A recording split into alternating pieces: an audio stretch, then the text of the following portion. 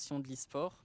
Parce que par exemple, des chaînes publiques, est-ce que selon Alors, toi, on pourrait passer c'est des intéressant. compétitions d'e-sport à la télévision ou...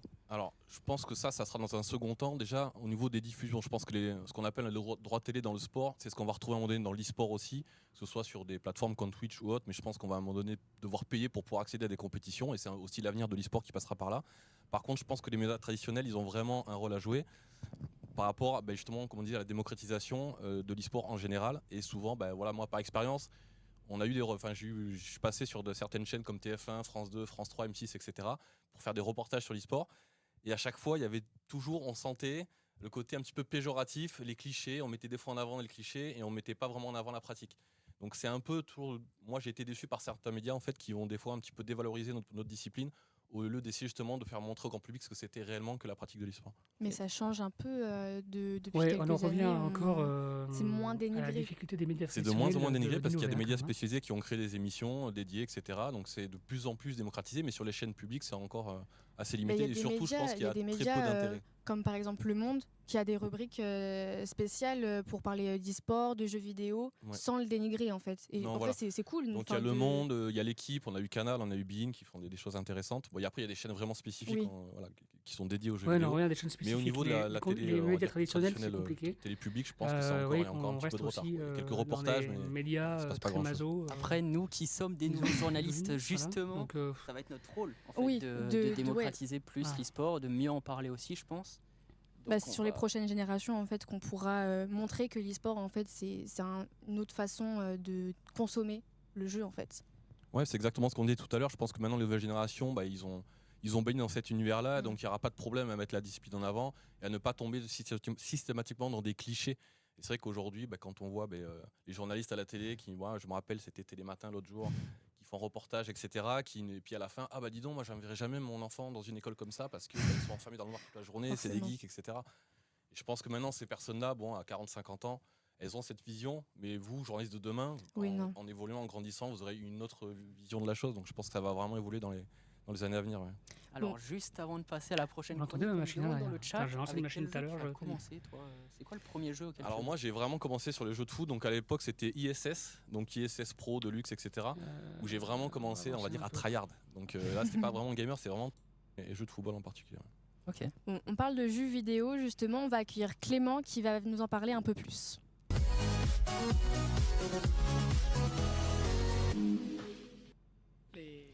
Quand on parle d'e-sport, on parle forcément de jeux vidéo, c'est très suivi. Clément, tu nous as fait une sélection de 5 jeux vidéo qui représentent la scène e-sportive en France et à l'international.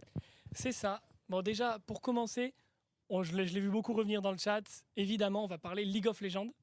Le jeu édité par Riot Games en 2009. Le principe Donc là, sur la mise base en page. est assez simple, puisque c'est un garder 5 contre 5 à où l'objectif est l'antenne, de détruire la base adverse. Là Là où il se complexifie, c'est qu'il y a 168 personnages journalistes jouables avec l'invité, différents avec tous leurs tout en forces, passant leurs faiblesses en et même leurs temps, particularités.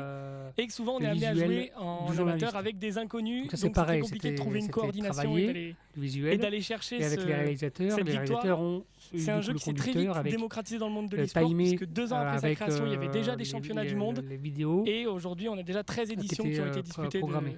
de ces championnats. C'est énorme. C'est vraiment le pionnier du monde de l'e-sport, League of Legends. Ensuite, toujours édité chez Riot Games, on a Valorant qui est sorti en 2020 en pleine période de Covid, ce qui a permis de lui donner une grosse explosion parce que les gens n'avaient que ça à faire à ce moment-là. C'est un peu le même concept de reprise, c'est-à-dire que c'est un 5 contre 5, il y a des personnages aux capacités différentes, mais cette fois-ci c'est un peu comme un match de foot. Il y a des attaquants, des défenseurs, et on remplace le ballon par une bombe qu'il faut planter dans le camp des défenseurs. Tu plantes la bombe, elle explose, tu marques un point, le premier à 13 points remporte la partie. On va le délaisser, nos amis de Riot Games, on va partir chez Epic Games. Epic Games qui produisent un jeu que tu aimes beaucoup, Raphaël, League of Legends. Qu'est-ce que je raconte ? Rocket League, une autre ligue. Un jeu qui a été créé en 2015, qui a connu une première expansion. C'est un peu comme si vous fusionniez la Ligue des Champions et les Hot Wheels qui traînent dans votre placard. Ça a été racheté en 2020 par Epic Games qui a choisi d'en faire ce qu'on appelle un free-to-play. C'est un jeu qui est téléchargeable gratuitement et auquel n'importe qui peut jouer, même en mode compétitif. Ça a donné un très gros développement au jeu à l'international. Juan, joueur pro des Girondins d'e-sport, Girondins d'e-sport. D'ailleurs, je le rappelle. Vous était dans le saviez chat, hein, on que est- Trop bien. Il nous regarde. Ouais, c'est génial. Vous saviez, vous, que les Girondins de Bordeaux avaient une équipe de e-sport aussi Moi, je ne savais pas avant cette émission. Bon, on lui passe le bonjour du coup, et donc on peut lancer tout de suite ce petit reportage. Bonjour à tous, je suis Marwan Chaou, alias Marwan MC9 de l'équipe FC Girondins de Bordeaux eSport. Je suis joueur IEFC professionnel et on est à l'EGS, donc on va rentrer. Ok, let's go. Du coup, je vous amène dans la salle des Girondins eSport, là où on a nos matchs d'entraînement et nos matchs de compétition. On y va. Moi, je joue à FIFA, qui est devenu IEFC maintenant. Ça fait depuis que je suis tout petit. C'était un loisir au départ. Et au fil des années, j'ai commencé à être de plus en plus performant. Je passe 95% de mon temps ici. Nous, ce qu'on a fait, c'est qu'on a fait un coin plutôt entraînement et détente ici. Pas forcément. Parce que moi, de ce que j'ai appris, c'est qu'il y a beaucoup de clubs de foot qui ont leur propre équipe e-sport. Et j'ai appris qu'il y avait des compètes dans beaucoup de cas. Après les rencontres sur le terrain, les équipes de e-sport se rencontraient ensuite pour jouer. On a aussi un suivi sur notre hygiène de vie, sur notre bien-être, etc. Pour jouer les matchs. Là où j'ai mon record. Je me flex un peu. Du coup, là, on a la partie, comme je disais, c'est l'écran tactile, ça va être des mini-jeux et ça va travailler. Donc en fait, quand il y a un match, pardon, j'en sais rien, je prends un exemple. C'est quoi le bon mot, Ben? J'ai besoin de ton aide. Bordeaux-Lyon, s'il est Lyon à son équipe, quand il joue sur le terrain, le sens de la flèche qui est passée avant. Ensuite, ils jouent, l'équipe e-sport joue ensemble. Je flex, la saison elle commence quand le jeu sort. Là, par exemple, cette année, une année typique, ça a commencé très tôt. Le jeu est sorti fin septembre. Et en début octobre, il y avait déjà des compétitions qui étaient lancées. Je crois que c'était mi-janvier cette saison. C'est le début de la Ligue 1. C'est là où on rentre en scène avec les clubs. C'est là où on joue avec nos maillots. Et là, c'est un championnat où on a à peu près un match par semaine. Ça dure à peu près 3 mois. Je ne suis pas rémunéré pour les matchs, mais j'ai un salaire mensuel avec le club. Mon plus gros cash prize, c'était avec le Maroc. Du coup, 10 000 $. Je vais me mettre à FIFA, moi, je pense. Après, c'est pas si facile, je t'assure. Non, je sais. Pour en arriver là. Ouais, parce que ce que je comprends, c'est qu'ils ont leur salaire et du cash price, non? C'est minable. T'en penses quoi de ton petit match? Non, mais... Ton ressenti? T'es un menteur. Bon, Louis, on pense fort à toi. Le 8-1, à mon avis, il a dû faire un petit peu mal.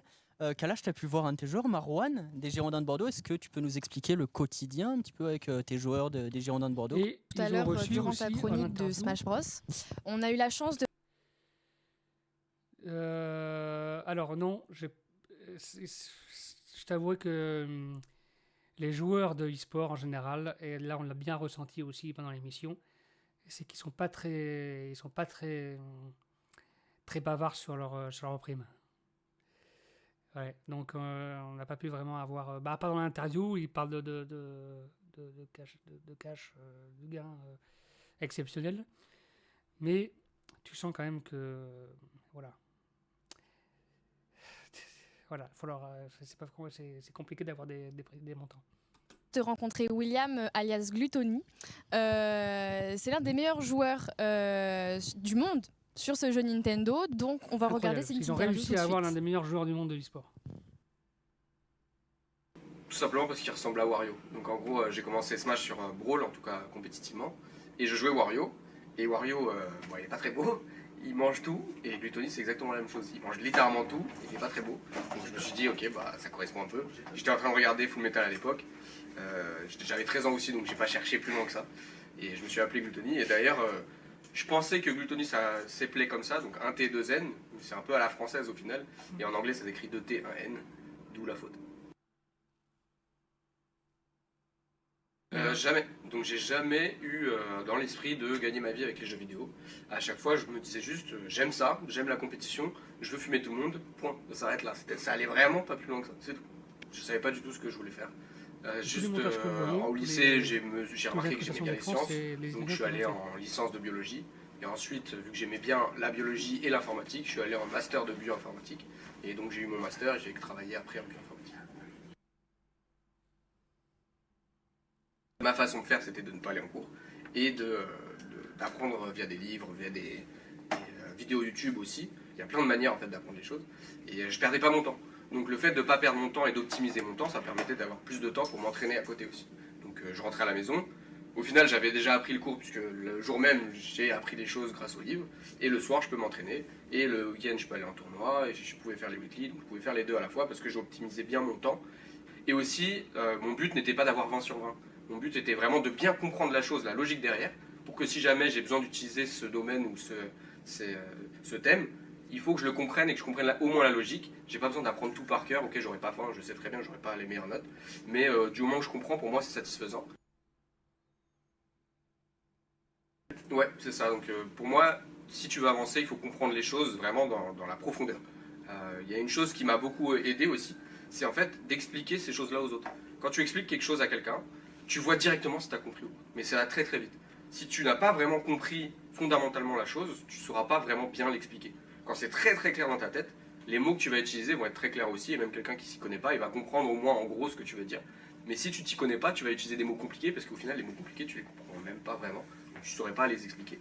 Et quand tu comprends tout bien, tu peux expliquer facilement. Donc aussi le fait d'expliquer des choses aux autres, que ce soit dans Smash ou en cours, ça a aidé beaucoup. Donc il y a plein de méthodes comme ça qui pour moi sont basées sur la compréhension et la logique. Je suis quelqu'un de très pragmatique. Donc il faut que je comprenne les choses, ça marche comme ça, j'ai compris, je peux avancer. En tout cas, on remercie Gluttony qui nous a... on a eu une interview exclusive de Gluttony. Je crois qu'on est les deuxièmes après Beansport à avoir pu l'interviewer. Donc franchement, merci à Gluttony. Je vois qu'il y a beaucoup de fans dans le chat de Gluttony, l'un des meilleurs joueurs, on le rappelle, au monde de Smash. Je trouve qu'il te ressemble un peu. Je sais pas, la vie est partagée sur le plateau. Je trouve qu'il a un petit air. C'est peut-être moi qui lui ressemble du coup. Ouais, peut-être. Et donc voilà, il a pu parler un petit peu de la scène e-sport sur Smash. Alors apparemment c'est un petit peu spécial Smash sur la scène e-sport. Apparemment, ce seraient les joueurs qui géreraient plus le côté e-sport que l'éditeur. C'est ça en fait. L'éditeur, c'est Nintendo. Et Nintendo a une cible éditoriale qui est très jeune, donc pas forcément intéressée par la compétition. Donc Nintendo fait assez peu d'efforts, voire quasiment pas d'efforts pour créer des compétitions. Il y a juste une seule fois où une compétition a été créée, à laquelle Gluttony a participé et qu'il a franchement apprécié, mais qui n'a jamais été rééditée ensuite. Parce que du coup... L'avantage que ça a, c'est que les joueurs sont totalement libres et Nintendo ne leur demande pas vraiment de droit d'utilisation du jeu. L'inconvénient, c'est que pour un jeu, typiquement, prenons l'exemple de Valorant dont on parlait tout à l'heure. Dans Valorant, s'il y a un bug qui empêche la compétitivité entre guillemets du jeu, Riot Games va corriger vite le bug pour que la compétition puisse continuer. Sur Nintendo, si à un moment donné un bug venait à arriver et freiner un mode de compétition, Nintendo n'aurait aucune obligation et ne va pas forcément se presser entre guillemets pour corriger ce bug. Ok. Kalash, je suis d'accord avec ça. Ouais, mais en fait, c'est vrai que Smash, c'est un peu particulier. Déjà, Smash, ce qu'il faut remarquer, c'est qu'il y a très peu de online. Donc, les compétiteurs font très peu de compétitions online. Donc, c'est beaucoup de déplacements de offline. Ça ressemble à ce que je disais tout à l'heure quand on se déplaçait, nous, à l'époque, avec nos tubes cathodiques. Eux, ils font encore ça. C'est-à-dire que quand il y a des gros tournois en France ou en Europe, carrément, ça traverse l'Atlantique, il y a les ricains et tout qui viennent, et ça se tape de partout. Donc, c'est vraiment une communauté, moi, je trouve, que vraiment hyper impressionnante, parce qu'ils bougent, et ça lève des foules. Et il y a énormément de joueurs qui viennent chaque semaine dans des événements en France. Et c'est, je pense, le seul jeu qui peut réunir autant de monde en LAN chaque semaine. C'est vraiment impressionnant. Après, Nintendo, voilà, c'est un éditeur qui ne supporte pas sa propre scène. En gros, il laisse n'importe quelle organisation parallèle utiliser son jeu. Et souvent, c'est ça qui peut apporter des complications avec certains jeux, c'est que l'éditeur veut gérer sa propre scène e-sportive. Là, Nintendo, en fait, ils font faites-vous kiffer, il n'y a pas de souci, vous pouvez utiliser notre jeu. Par contre, effectivement, en gros, l'éditeur ne va rien faire pour faciliter la mise en place des compétitions, quoi. Donc après, les joueurs, s'ils voient qu'il y a des joueurs à nerf ou quoi, et peut-être que c'est eux-mêmes qui vont ban des joueurs, qui vont s'imposer des restrictions parce que l'éditeur ne fera rien pour équilibrer entre guillemets le jeu. Donc les compétitions, elles sont 100% gérées par les joueurs et par les communautés qui se sont créées autour de ce jeu. Voilà, après il y a des grosses organisations qui se servent en fait du jeu pour faire des compétitions au niveau international. Donc ça reste quand même une grosse scène qui a beaucoup de visibilité, mais qui n'est pas portée par son éditeur. Et ça, c'est une particularité par rapport aux autres jeux. Donc là, du coup, on a eu Gluttony en interview. Je voulais vous poser la question parce que Gluttony est l'une des figures e-sport françaises.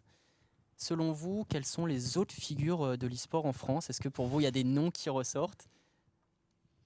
Des personnes qui jouent ou qui ne joue plus. Oui, bien sûr. En France, on est obligé de citer Gotaga, forcément. Évidemment, on va en parler dans pas très longtemps. Gotaga, ça a été la première icône, je pense, en France. Après, il faut citer, je pense, Bruce Granek. Je m'en doutais que tu allais en parler. Je suis obligé d'en parler. C'est la figure sur FIFA. Voilà, Bruce Granek, ça a été Spank à l'époque, qui a été le premier joueur professionnel et qui est parti signer en Allemagne à la base son premier contrat pro, parce que nous a montré la voie clairement pour aller signer un contrat professionnel et pour pouvoir vivre entre guillemets de sa pratique. C'est le pionnier. Donc ouais, Gotaga, Bruce Granek, il y en a d'autres. Il y a des Yellow Stars. Si je me trompe pas, c'est toujours le joueur le plus titré sur FIFA. Structure e-sport, c'est ça. Et donc Audrey et Quentin nous ont préparé un petit portrait, donc on le regarde tout de suite. Gotaga.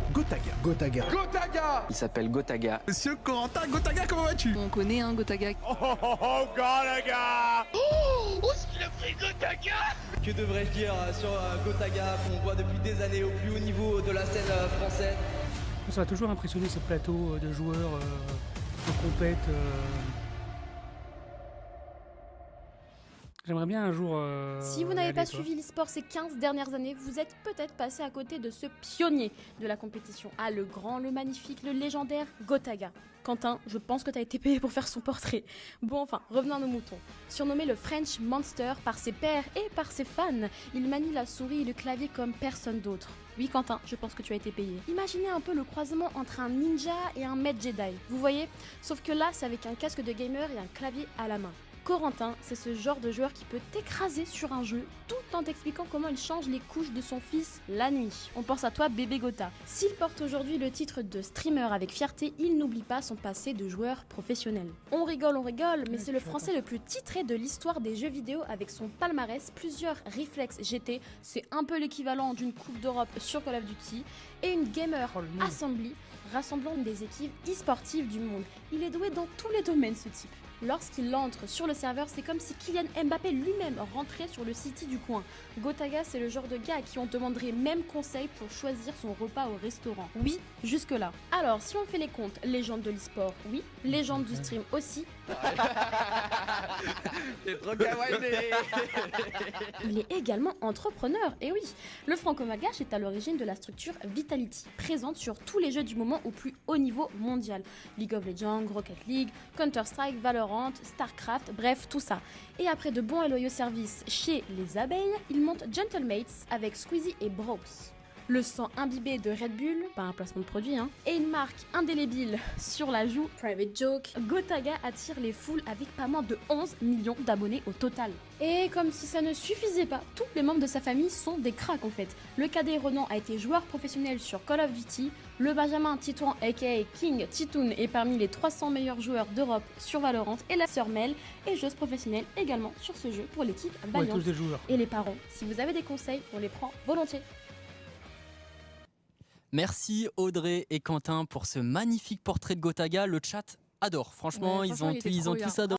Les influenceurs, les sportifs, etc. s'impliquent de plus en plus et c'est une base. Au JO, est-ce que c'est faisable? Ah voilà. Iba a lancé aussi a lancé la structure des jeux vidéo. Il n'y a pas qu'en France en fait que les influenceurs ont leur rôle à jouer. Les influenceurs et les sportifs aussi, on le voit de plus en plus. On a vu là en Arabie Saoudite, on a vu aussi Cristiano Ronaldo s'est impliqué. On a du Ruud Gullit aussi aux Pays-Bas qui s'est impliqué. On a David Beckham aussi qui a sa structure. Enfin, on a de plus en plus de grands sportifs qui s'impliquent chaque année. Donc je pense qu'effectivement, ça fait partie maintenant de l'écosystème et que les influenceurs, les sportifs, etc. s'impliquent de plus en plus. Et c'est une super bonne nouvelle, tout simplement. Donc en août, on va accueillir les JO en France. C'est un sujet qui fait un peu débat. L'e-sport aux JO, est-ce que c'est faisable? C'est un sujet qui fait un peu polémique. Est-ce que tu peux nous en parler, Clément? Alors j'ai mené ma petite enquête et sachez qu'en fait, les Jeux Olympiques et l'e-sport ont déjà commencé à fusionner. En effet, en juin 2023, il y a eu les séries olympiques d'e-sport ou la semaine olympique de l'e-sport à Singapour. C'est une sorte de grande compétition qui est organisée sur 10 jeux. Et parmi ces jeux, certains assez connus comme Fortnite ou Gran Turismo, d'autres qui vont me parler un peu moins comme WSBC e-baseball ou Virtual Taekwondo. Pas le prime de la popularité. Et les conséquences, si on peut appeler ça des conséquences, seulement 20 000 billets de vendus pour les 10 épreuves cumulées sur toute la semaine. C'est assez peu quand on regarde l'audimat et la foule qui sont capables de générer des événements sur des gros jeux. Pourquoi il n'y avait pas les pères fondateurs de l'e-sport sur ces Jeux Olympiques, c'est parce qu'en fait, il y a eu des désaccords entre le Comité international olympique, le CIO, et les éditeurs, notamment Riot Games. Le CIO voulait League of Legends un peu pour servir de tête d'affiche, sauf que le Riot Games a dit pas de souci, vous prenez League of Legends, vous prenez son petit frère Valorant avec. Sauf que le petit frère, il est turbulent, c'est un jeu de guerre, c'est un jeu de tir, ça rentre pas vraiment dans les valeurs de l'olympisme, et donc le CIO a décidé donc de couper court aux négociations. L'autre problème auquel il se heurte, c'est la fibre olympique. Contrairement à une discipline comme l'athlétisme, qui vit pour l'olympisme, demander à un athlète, son rêve, c'est une médaille d'or aux Jeux Olympiques. Demander à un e-sportif, je ne pense pas que le plus grand rêve de sa vie, ce soit de décrocher une médaille d'or en e-sport aux Jeux Olympiques. Donc, comme il n'y a pas cette fibre olympique, ils ne facilitent pas forcément le dialogue, et c'est pour ça qu'on est un peu dans une zone de flou en ce moment.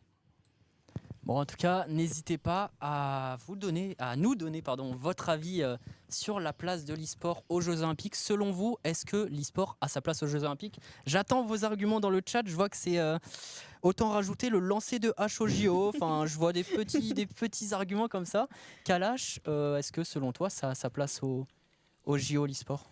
Déjà, la première question à se poser, c'est savoir si l'e-sport est un sport. Et à ça, moi, je réponds oui. Donc à partir de là, je pense qu'il pourrait avoir sa place. Après, ce qui a été relevé, c'est la problématique, et c'est toujours la même, c'est l'éditeur. Le jeu appartient à un éditeur. Donc c'est l'éditeur qui décide si on peut utiliser ou non son jeu.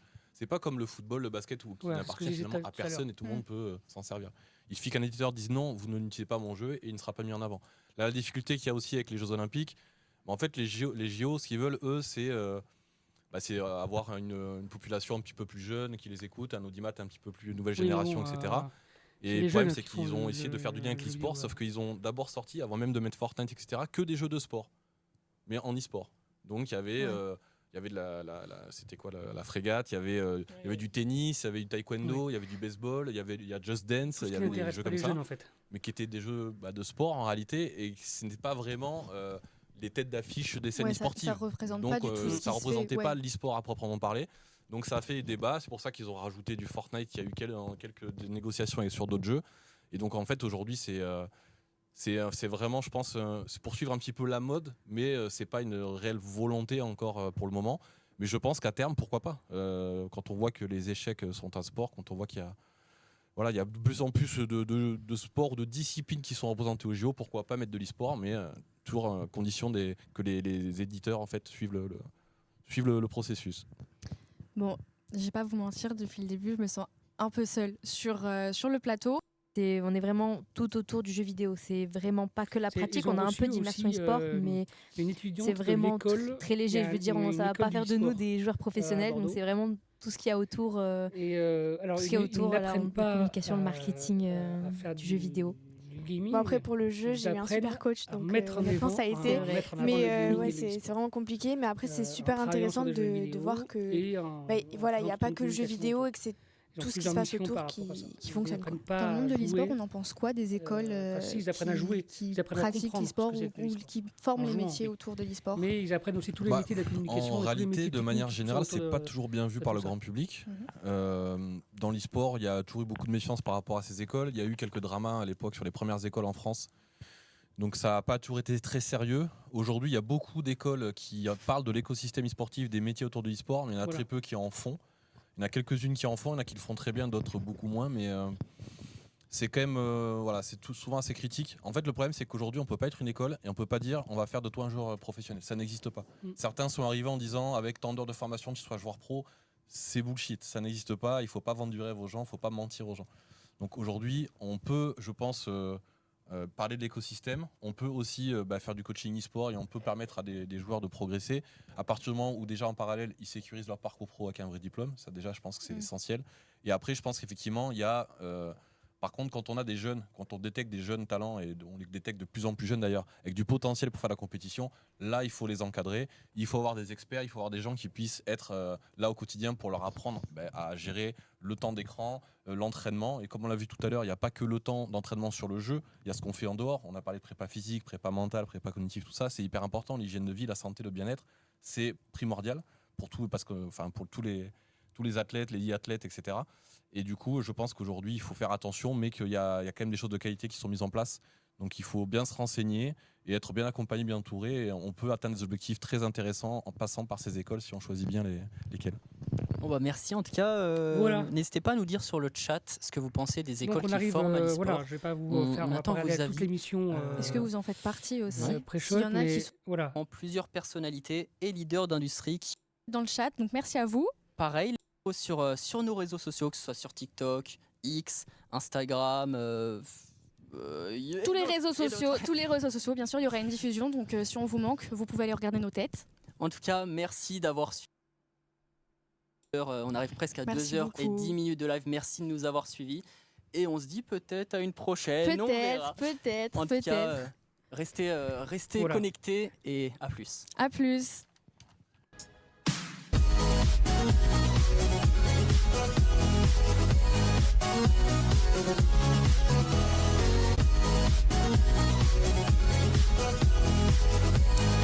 Voilà les amis, la première émission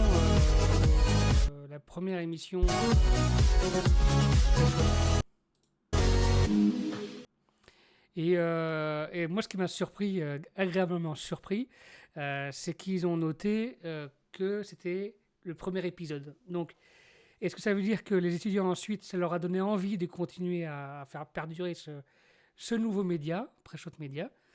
Peut-être. C'est ça, exactement. C'est très intéressant comme émission. Je pense que ça vaudrait le coup peut-être un jour d'en faire une deuxième, s'ils ont la volonté d'en faire une deuxième. S'ils ont nommé cette émission en replay épisode 1, ça veut peut-être dire qu'il y aura un deuxième épisode. Peut-être. Ça, après, ça à eux de continuer ou pas. Hein, c'est eux qui décideront, mais en tout cas, il y a une belle énergie dans cette équipe et j'espère que ça va donner quelque chose d'intéressant par la suite. Mais oui, je pense une émission à voir en entier. Certes, elle dure 2h07, donc c'est peut-être un peu long. C'est quelque chose que vous pourrez regarder en plusieurs fois. Mais en tout cas, c'est bien parce qu'en tout cas, ça donne un peu plus de réponses sur le e-sport. Tout à l'heure, je vous ai parlé de l'étudiante qu'ils ont reçue de l'école d'e-sport, c'est XP, voilà, que je connaissais pas, que j'ai appris qu'elle existait sur Bordeaux, voilà. L'e-sport design, c'est ceux qui ont permis d'avoir en partie le décor, voilà. Donc c'est cool. Voilà les gars. Là aujourd'hui, je voulais vraiment, pour lancer cette toute nouvelle émission, ce soir, je voulais lancer avec le sujet de ce média-là, provisoire, temporaire, un one-shot. Est-ce que vous connaissez des médias? N'hésitez pas d'ailleurs à me dire s'il y a des médias sur lesquels vous voulez qu'on réagisse, qu'on fasse de react un de ces jours. N'hésitez pas. On va en faire d'autres. Je vais reparler un petit peu, je vais faire un peu d'auto-promo. Je vais faire un peu de promo aussi. Tout à l'heure, à 20h, la Cour Média, à 20h, vous êtes en direct, où vous allez parler musique. Donc, les auditeurs les viewers qui sont là, je vous invite à rejoindre la chaîne La Cour Média, qui parleront de musique tout à l'heure, à 20h. Voilà, toute la soirée. Combien de temps? Je crois que c'est jusqu'à minuit, je crois. Vous faites une grosse émission, vous. Moi, je suis un petit joueur à côté, ce soir. Voilà, donc 20h minuit sur la musique. Et ils vont parler de beaucoup de choses autour de la musique aussi. La musique dans la politique dans la musique, enfin, tout plein de sujets autour de la musique. C'est rare que je crois que je ne suis jamais encore allé jusqu'au bout de votre émission, je crois. Parce que le lendemain matin, généralement, je me lève tôt. J'ai une grosse semaine qui m'attend et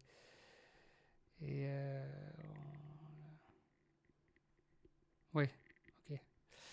Oui, vous faites maintenant aussi des émissions dans la semaine. C'est là où je vois que je commence à me faire vieux, c'est que toi, à partir de 22h, je commence à fatiguer. En même temps, moi, le matin, je suis réveillé naturellement entre 5 et 7h. Donc, si tu veux, je suis plus du matin, moi. Si tu veux. Même quand je regarde des fois Twitch, je regarde plus peut-être le matin. D'ailleurs, la Cour Média, vendredi prochain, 20h, Wanted Radio.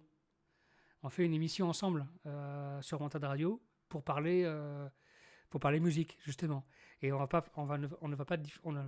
ce qui va changer un peu du Urban Show d'habitude, c'est que là, certes, vous êtes aussi un rappeur à côté, vous avez votre studio d'enregistrement. Est-ce que c'est un label? On en parlera à l'émission. Ne répondez pas tout de suite. Je préfère teaser pour vendredi.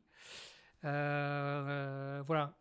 Sur votre média, qui vous êtes, pourquoi avoir choisi de faire un média sur Twitch, alors que vous développez bien en tant que studio d'enregistrement. Donc on va parler de tout ça vendredi. Voilà. Donc petite émission pour ma part. Oui, j'avais même pas titré Twitch tout à l'heure. Je me suis rendu compte en plein stream que voilà, bon, j'ai changé, hein, j'ai mis le nom. Mais voilà. En tout cas, merci de m'avoir suivi pour ma toute première émission Twitch perso pro. C'est vrai que sur cette émission, on va sur cette chaîne. Alors pourquoi vous avez vu que mon nom de chaîne, c'est mon nom et prénom, et ChatProd. ChatProd, c'est la structure entreprise, voilà, que je suis en train de lancer pour proposer mes services, en tout cas de création, d'aide à la création de podcasts, de chaîne Twitch, mais aussi des services autour des médias. À la création médiatique. Voilà. Donc c'est multitâche dans le domaine de la création médiatique et d'aide à la création médiatique. Voilà. Par le podcast, par le live, par le stream, par l'audio. Voilà. Donc tout ça est aidé aussi, comme j'ai pu faire avec le FJ la semaine dernière, ou avec Wanted Radio et les FAP le mois dernier, on fait appel à moi aussi pour aider au développement de futurs communicants et futurs patrons de chaîne ou de patrons de médias ou de journalistes ou de créateurs de vidéos. Voilà. Donc voilà, là-dessus, tout en continuant mon métier que je fais là-dedans, et la radio. Donc j'ai des grosses semaines, et franchement, là, quand je disais dans un post Insta il y a quelques jours, depuis le mois de janvier, je kiffe ma vie professionnelle, depuis le mois de janvier, parce que je suis maintenant entièrement là-dedans, dans tout ce que je fais. Donc c'est une passion, donc voilà, c'est top. Voilà, et voilà. Donc du coup, merci la Comédia pour le souhait. J'espère aussi que cette expérience va durer, comme l'expérience Wanted Radio qui dure, parce qu'en fait, nous avons 9 ans cette année. Et le 14 juin, d'ailleurs, on fait les 24 heures de live en direct. 24 heures de radio en direct sur Twitch et sur wantedradio.fr. Voilà, j'en ai profité aussi pour faire de l'auto-promo. Voilà. La Cour Média en direct à 20h sur Twitch. Je sais pas si... peut-être mettre votre lien, non Alors, attends. La Cour Média.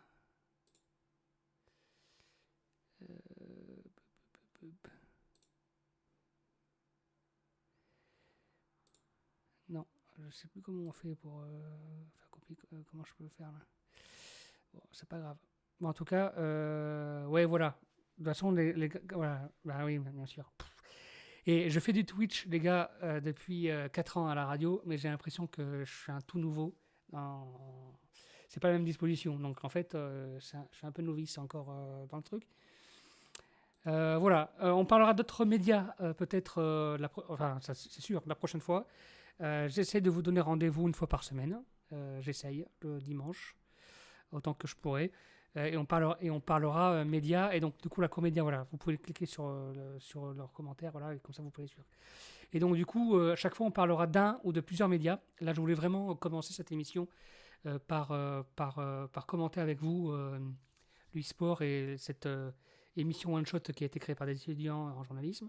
Mais on regardera ensemble d'autres médias la semaine prochaine. Et on commentera ça ensemble, la différence entre les médias, les chaînes commerciales, les chaînes associatives, les chaînes indépendantes, les chaînes individuelles aussi. Voilà, parce qu'il y a des gens qui font des choses super bien et qui sont un peu dans leur coin, mais voilà, ça demande aussi à être découvert. Voilà. Oui, la Cour Média, à tout à l'heure. Et en attendant, messieurs, dames, je vous dis à très bientôt. Restez connectés. Et restez connectés sur ma chaîne Twitch. Et sur YouTube, vous aurez les replays de cette émission. Voilà, sur ma chaîne. Samuel Durand, Chat Prod. Voilà. Merci. À très bientôt, les gens.